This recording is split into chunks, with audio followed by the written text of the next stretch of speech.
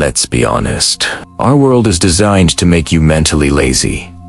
That's not a criticism. It's a fact. Every notification, every algorithm-fed video, every bite-sized piece of outrage, it's like a tiny digital chisel chipping away at your ability to focus, to concentrate, and to think deeply. And the result is this strange paradox. We have access to more information than any generation in history, yet our ability for genuine, critical thought feels like it's evaporating.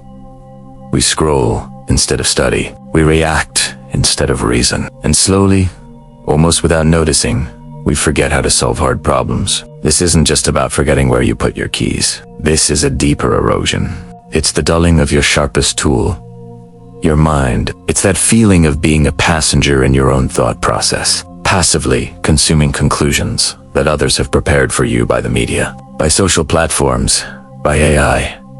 We've outsourced our memory to our phones, our problem-solving to search engines, and pretty soon, our reasoning to artificial intelligence. It's a phenomenon called cognitive offloading, where we engage less and less in independent, reflective thinking because technology offers a constant, seductive shortcut. The danger here is that the muscle of critical thinking, like any other muscle, weakens from disuse, and the consequences are huge. A society that can't think critically is wide open to manipulation. An individual who can't think critically loses their agency, becoming a puppet to their own unexamined biases and the outside forces trying to exploit them. We get trapped in echo chambers that just reinforce what we already believe, killing our intellectual curiosity and shielding us from different perspectives. But what if I told you that the antidote to all this is some new productivity app or a digital detox? What if the blueprint for rebuilding your brain, for sharpening that dull edge back to a razor point, was actually laid out over 2,000 years ago?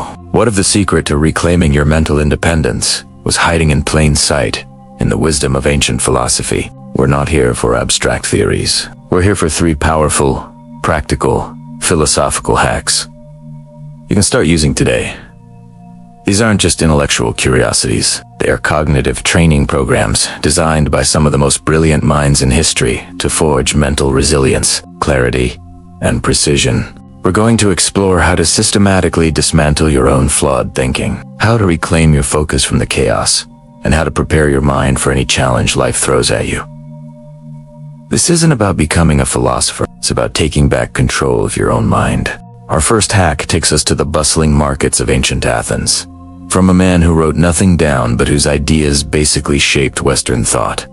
Socrates. The hack is what I call the Socratic filter, and it is your ultimate weapon against passive, lazy thinking. At its core, the Socratic method is a disciplined form of inquiry. It is a back-and-forth dialogue of asking and answering questions to stimulate critical thinking and drag underlying assumptions out into the open. Socrates believed that true knowledge wasn't something you could just pour into someone's head, but something that had to be drawn out from within. His whole method was designed to expose the contradictions in a person's own beliefs, guiding them toward a more solid, reasoned understanding. So, how does this ancient technique become a hack for your modern brain? It becomes a hack the moment you turn it inward. You become both the questioner and the questioned. The Socratic filter is the process of systematically interrogating your own thoughts and the information you consume before you let them become part of your mental furniture. In our world, we are firehosed with headlines, expert opinions, and AI-generated answers. The path of least resistance, the mentally lazy path, is to just accept them.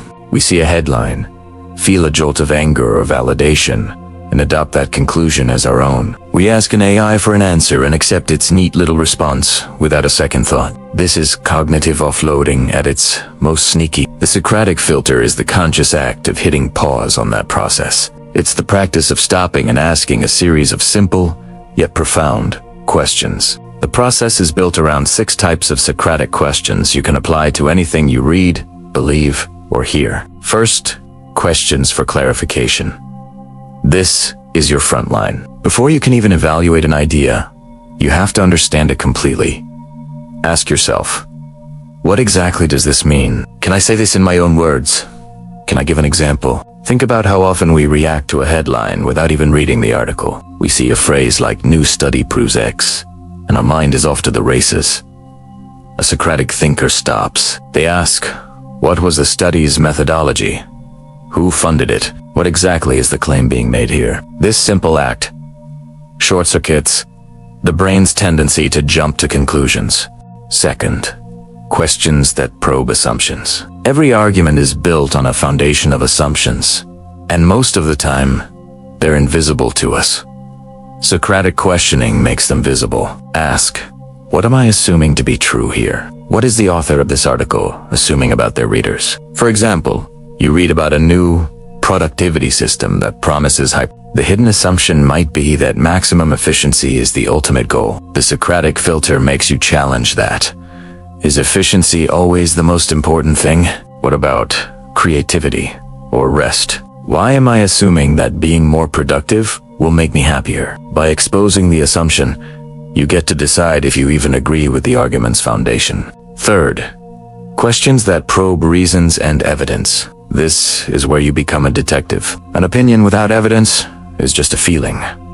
Ask, what's the evidence for this claim? How do I know this is true? Could this evidence be interpreted differently? This is especially critical in social media, where claims are shared instantly, and fact-checking is an afterthought. When a friend posts something shocking, the lazy brain reacts or shares. The Socratic brain asks, what's the original source? Is it reputable? Is there any corroborating evidence from other independent sources? This habit alone will inoculate you against most misinformation. Fourth, questions about viewpoints and perspectives. Our default setting is egocentric. We see the world through one lens, our own. The Socratic filter forces you to try on other perspectives. Ask, what's an alternative way of looking at this? How would someone who disagrees with me argue their case? This isn't about abandoning your position, but about strengthening it by actually understanding the full picture. If you can't articulate your opponent's strongest argument, you don't truly understand the issue. You're just living in an echo chamber you built yourself. Fifth, you have to ask questions that probe implications and consequences. Ideas aren't just abstract toys. They have real-world consequences. Following a belief to its logical conclusion is a powerful way to test it. Ask, if this is true, what logically follows? What would be the likely consequences of putting this idea into practice? For example, take the simple idea of follow your passion. A Socratic inquiry would push further. What are the implications if my passion isn't economically viable? What are the consequences of prioritizing passion over stability? Does this idea imply that work should always be exciting? And if so, what happens when it gets boring? Finally, there are questions about the question itself. This is a meta level of thinking that's incredibly powerful. When you're stuck on a problem, step back and examine the question you're asking. Ask, why is this question important? What assumptions are baked into this question? Is there a better question I should be asking? Often, we're stuck because we're trying to solve the wrong problem. A business might ask, how can we sell more of our product? A Socratic shift might ask, what problem does our customer truly have? And how can we be the best solution? Changing the question opens up a whole new world of possibilities. Practicing the Socratic filter feels unnatural at first. It's deliberate mental friction in a world that loves frictionless ease. But with repetition, it becomes a habit. Start small. Pick one news article and run it through the filter. Take one strong opinion you hold and put it on trial. What you're doing is practicing metacognition, thinking about your thinking. You're rewiring your brain from passive acceptance to active engagement. It is the first and most vital step in taking back your mind from a world that wants to do your thinking for you. Our second hack comes from another giant of ancient philosophy, a man born a slave who became one of the most respected Stoic teachers in the Roman Empire. His name was Epictetus, and his central teaching gives us a powerful framework for rebuilding a laser-like focus. This hack is the dichotomy of control. The concept is, on the surface, deceptively simple. Epictetus taught that everything in life can be sorted into one of two buckets: things within our control and things that are not.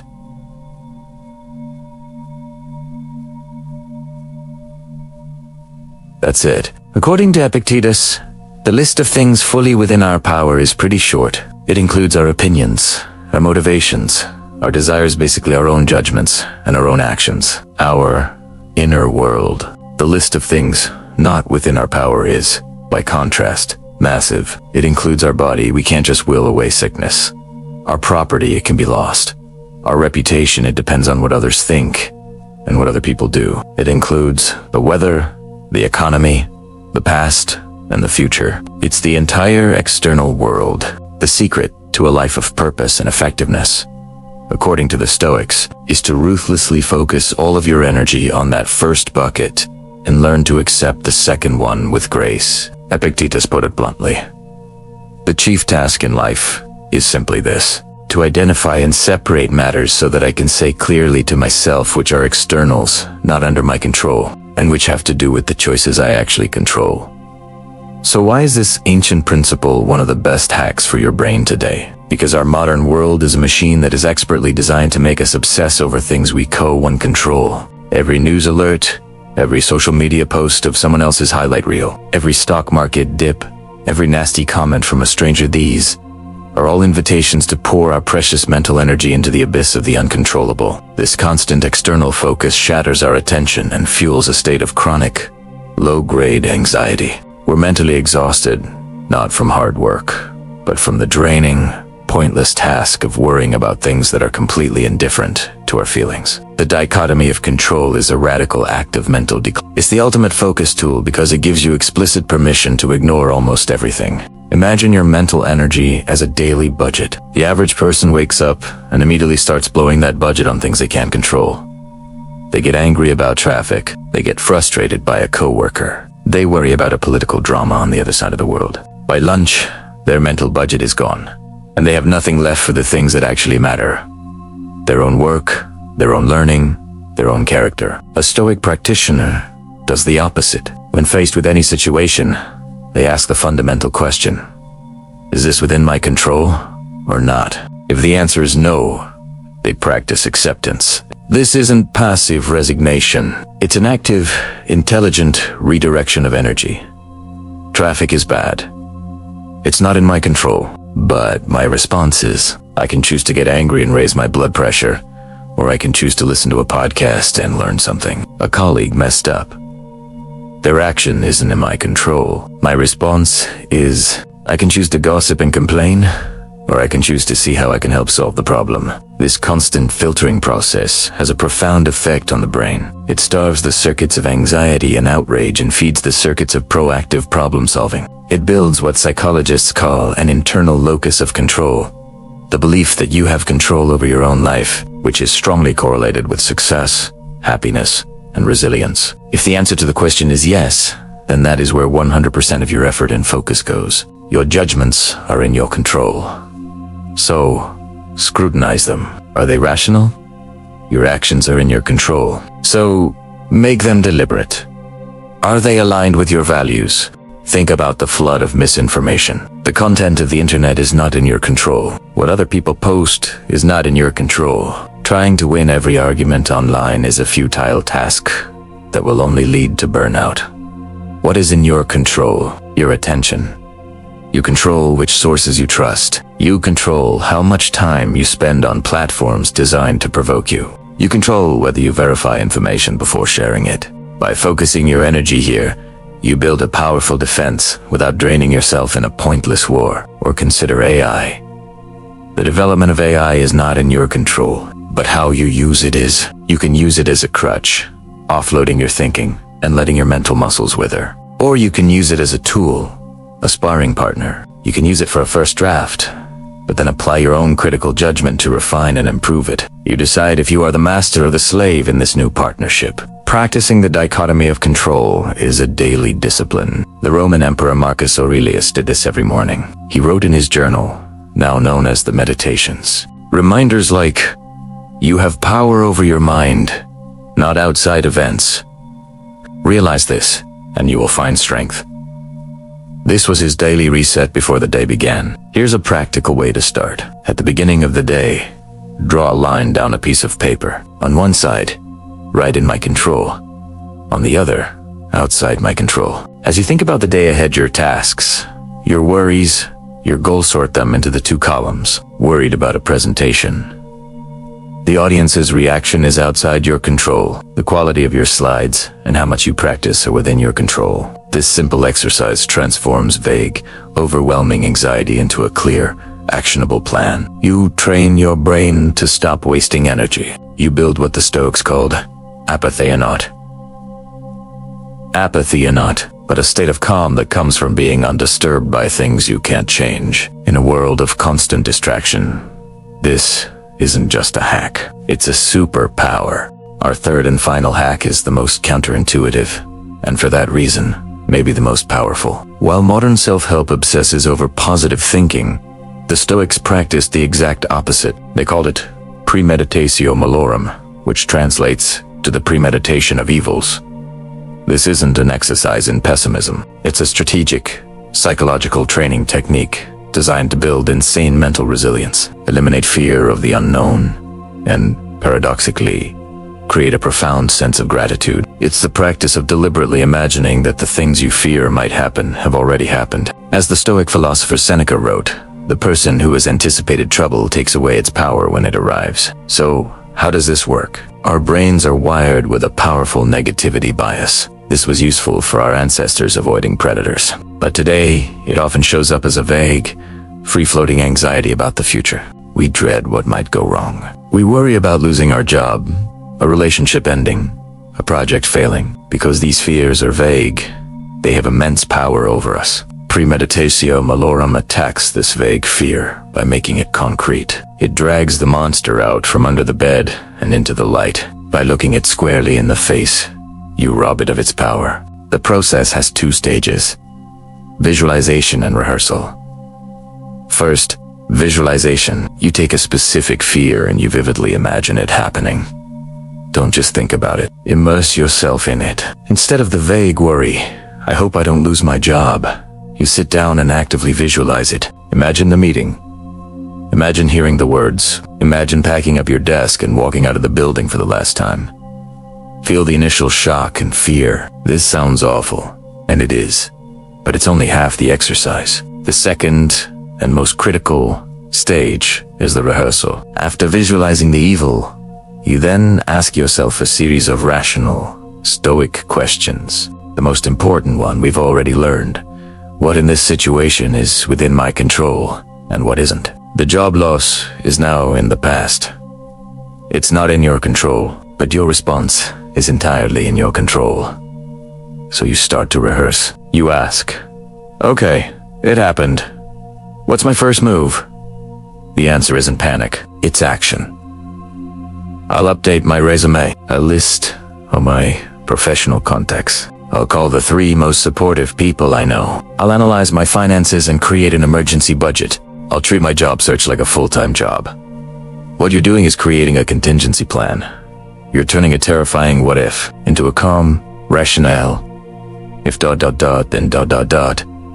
The fear of the unknown is replaced by the confidence of a plan. The Stoics were the original preppers, but they were preparing their minds, not just their basements. Seneca even advised his friends to regularly live as if they were poor for a few days, to prove to themselves that they could survive it. That way, the fear of poverty would lose its grip. This practice is strategic foresight. Instead of just reacting, you become a strategist for your own life. And when you've already rehearsed for a crisis in your mind, you're far less likely to panic when a real one hits. You've been there before.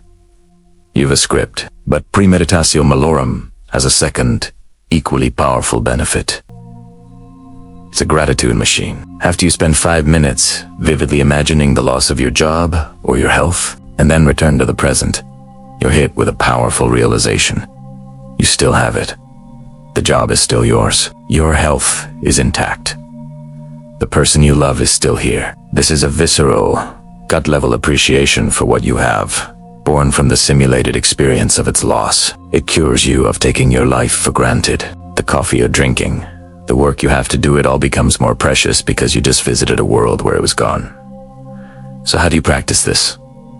Start small. You don't have to start by contemplating your own death. Like Marcus Aurelius, you can start your day by contemplating small annoyances. In his meditations, he writes that he would tell himself in the morning that the people he'd meet would be meddling, ungrateful, arrogant, dishonest. This wasn't because he was a pessimist. It was so that when he inevitably met a difficult person, he wouldn't be surprised or angry. He could say to himself, "I was prepared for this." Try a difficulty rehearsal once a week. Take 15 minutes. Identify one thing you're worried about. Write down the worst-case scenario. Be specific. Then, brainstorm a list of concrete, actionable steps you would take if that scenario came true. Who would you call? What's the first thing you'd do? Finally, after you've made your plan, think about what would remain, even if the worst happened. What virtues could you still practice? Courage, integrity, kindness. The Stoics believed your character is the one thing that can never be taken from you. It's your inner citadel. By rehearsing adversity, you learn that no matter what happens externally, your inner fortress is So, there they are. 3 ancient strategies, forged in a world without Wi-Fi, but perfectly designed for the challenges of our time. First, the Socratic filter. Arming yourself with the question why, to stop being a passive consumer of information and become an active interrogator of your own thoughts. Second, the dichotomy of control. The ruthless art of separating what you can influence from what you and so you can pour your finite energy into what actually matters. And third, premeditatio malorum. The counterintuitive practice of rehearsing for difficulty, which builds resilience and, surprisingly, gratitude. These are not just ideas. They are tools. They are a mental workout. Rebuilding your brain in an era of mental laziness requires deliberate, consistent effort. It's not about learning more facts. It's about changing how you process reality. It's about trading the comfort of easy answers for the strength that comes from tough questions. It's about choosing to engage rather than offload your thinking. The world will keep pushing mental shortcuts. The algorithms will keep serving you what's engaging, not what's true. The pull of distraction will only get stronger. The choice to build and maintain a sharp, critical, and resilient mind rests, as it always has, with you.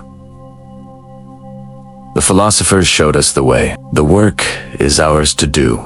If you found these strategies helpful and you're ready to keep training your mind, then like this video and subscribe for more ancient wisdom for modern problems. And I have a Socratic question for you. Which of these 3 hacks are you going to implement first? And what's one specific situation you're going to apply it to this week? Let me know in the comments below. Start the dialogue. That's where the real work begins.